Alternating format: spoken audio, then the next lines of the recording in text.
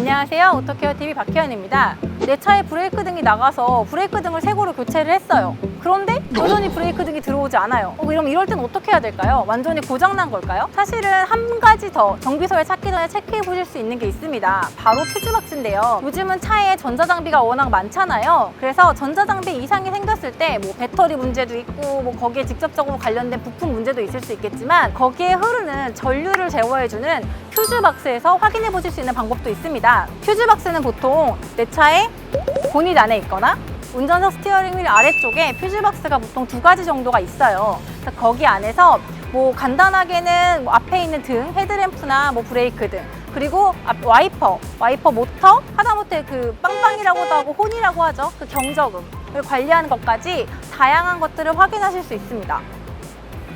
자세한 거는 장소를 이동해서 더 설명해 드리도록 하겠습니다.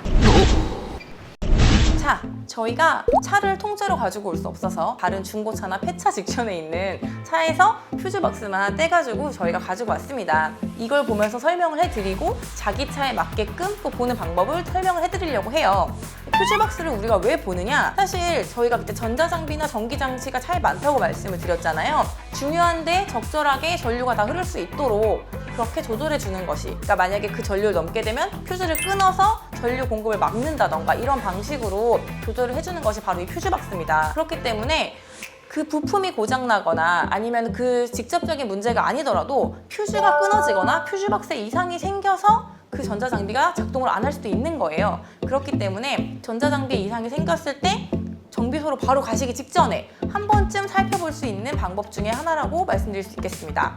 여기 보시면 그냥 되게 컬러 조그맣게 되어 있는 것들도 있고 색깔이 다 달라요. 이렇게 큰 애들도 있잖아요. 얘네들은 왜 컬러 있고 조그만 애들하고 뭐가 다르지라고 생각하실 수 있는데, 이거 같은 경우에는 요 안에 또 회로도가 따로 있어요. 좀 더 복잡한 기능을 수행하는 것들이고요. 얘네들은 릴레이라고 합니다. 그 외에 자잘한 한 가지 정도, 뭐 모터면 모터, 뭐 경적이면 경적, 아니면 와이퍼, 뭐 이런 식으로, 와이퍼가 모터구나. 와이퍼 모터면 모터, 경적이면 경적, 아니면 뭐 헤드램프 이런 식으로 한두 가지만 딱 그것만 흐르는 전류만 관리를 하는 게 이 작은 퓨즈라고 생각을 하시면 될 것 같습니다. 그래서 퓨즈박스에 다다다다 꽂혀있는 퓨즈 중에 어떤 퓨즈가 어떤 역할을 하는지 알고 싶으면 이렇게 퓨즈박스 커버의 안쪽에 있는 그런 설명이거든요. 이거는 요거에 맞는 배치도고, 요거 같은 경우에는 한국어로 되게 친절하게 표현이 되어 있는 걸 저희가 사진을 찍어서 확대해서 보여드리는 거고요. 그 다음에 또 다른 방법으로는 설명서에 설명이 되어 있는 경우도 있어요. 아예 요것처럼 이제 설명서 자체에 한국어 버전으로 회로도가 있는 경우도 있어요. 그렇기 때문에 내 차의 설명서나 아니면 내 차 퓨즈박스 안쪽을 보시면 어떤 퓨즈가 어떤 역할을 하고 있는지를 확인하실 수 있겠습니다. 교체하시는 방법은 보통은 퓨즈박스 안쪽에 이렇게 퓨즈박스 안쪽에 이렇게 집게를 같이 제공을 하거든요.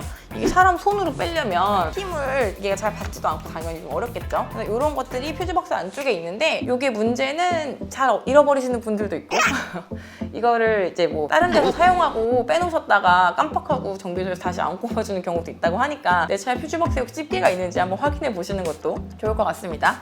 그래서 이렇게 이 퓨즈박스에 있는 퓨즈에 집게로 이렇게 해서 거시면 딱 걸려요. 걸린 상태에서 당기면 쉽게 빠지죠. 다시 꽂고, 꽂고 얘를 어떻게 빼느냐, 여기를 누르면 밑에가 벌어지겠죠. 이렇게 해서 벌어진 상태에서 빼주시면 퓨즈가 꽂히게 됩니다. 그리고 지금 보시면 여기 지금 이렇게 퓨즈가 일렬로 모여있죠. 종류별로. 이거 같은 경우에는 이게 퓨즈 역할을 하는 건 아니고요. 요건 여분이거든요. 그러니까 지금 퓨즈에 이상이 생겼을 때 얘네들을, 여분에 있는 것들을 교체해 주시면 됩니다. 그래서 자, 요거를 그대로 찾아서 한번 해보면, 저희가 만약에 뭐 왼쪽에 있는 헤드램프가 안 나온다, 그럴 때는 전조등 좌측 요 위에 있는 15A짜리를 바꿔주면 되겠습니다. 여기네요. 요게 전조등 좌측, 우측이 되겠습니다. 제가 아까 얘를 왼쪽으로 들었으니까 15A짜리를 빼고, 빼주고, 여분 퓨즈 15A짜리를 다시 빼서 여기다가 꽂아주면 되겠습니다. 그리고 나서 다시 헤드램프를 작동시켜보면 되겠죠. 그리고 사실 그럴 때 있잖아요. 왜 여분으로 갈았는데 여전히 안 되는 거예요. 그럴 때는 멀쩡하게 작동되는 오른쪽의 거를 다시 껴봐도 되겠죠. 그럼 확실히 뭐 확인할 수 있으니까요. 좀 미련을 못 버리고 좀 그래 보는 타입이어가지고. 퓨즈 같은 경우에는 이 안쪽에 이게 끊어져 있거나 아니면은 그을려 있을 경우에 퓨즈도 이상이 있다고 생각하시면 되겠습니다.